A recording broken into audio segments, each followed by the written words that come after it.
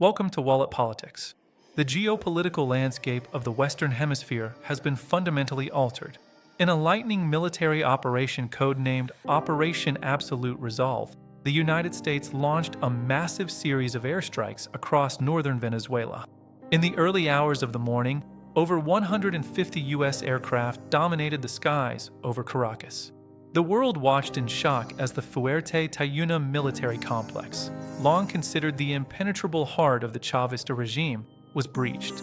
Within minutes, sitting President Nicolás Maduro and First Lady Cilia Flores were taken into custody.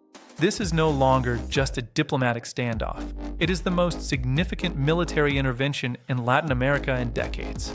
The details of the capture are cinematic. Following the raid, a photo was released showing Maduro in U.S. custody, blindfolded, wearing noise-canceling headphones and a gray fleece sweatsuit, on board the USS Iwo Jima. Maduro has since been transported to a federal detention facility in New York City. The legal justification? A long-standing indictment for narco-terrorism. The U.S. administration has stated that Maduro will face trial for allegedly leading the Cartel of the Suns, an organization accused of flooding the United States with narcotics for years. For the U.S. government, this isn't just regime change. It's a law enforcement operation at the highest global level. At a recent press conference, President Trump introduced a term that is already sending shockwaves through global capitals, the Donroe Doctrine. It is a modern, aggressive reinterpretation of the 1823 Monroe Doctrine. The message was clear: American dominance in the Western Hemisphere will not be questioned. The U.S. has stated it will temporarily run the country to oversee what they call a judicious transition. This signals a shift toward a proactive, interventionist policy in the Americas. There are even suggestions that a full U.S. presence could be self-funding, paid for by the very resource that defines Venezuela's wealth: oil. Venezuela sits on the world's largest proven oil reserves, over 300 billion barrels. Yet, due to years of mismanagement, production has struggled for a long time.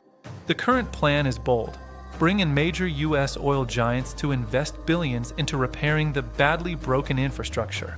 The goal is to restart the flow of Venezuelan crude to global markets, bypassing the black market deals that previously sustained a Maduro regime. While global oil markets have remained surprisingly stable so far, the long-term implications of U.S. corporate involvement in Venezuelan oil could shift the balance of global energy power forever. But the regime has not fully collapsed. From an undisclosed location, Vice President Delcy Rodriguez has been named acting president by the Supreme Tribunal of Justice. She has condemned the operation as an illegal and illegitimate kidnapping and is urging the Venezuelan people to resist. On the streets of Caracas, the mood is a chaotic mix of celebration and terror. While thousands have gathered in cities like Miami to cheer the news, inside Venezuela, a state of emergency persists. Power outages are widespread, and neighbors like Colombia are moving forces to the border, fearing a massive surge of refugees fleeing the sudden vacuum of power. The international response has mirrored the world's deep divisions. China and Russia have issued stern condenations, calling for Maduro's immediate release. Meanwhile, opposition figures like Maria Corina Machado have called for a swift transition to civilian rule, though the U.S. has expressed skepticism about the ability to govern effectively in the current chaos.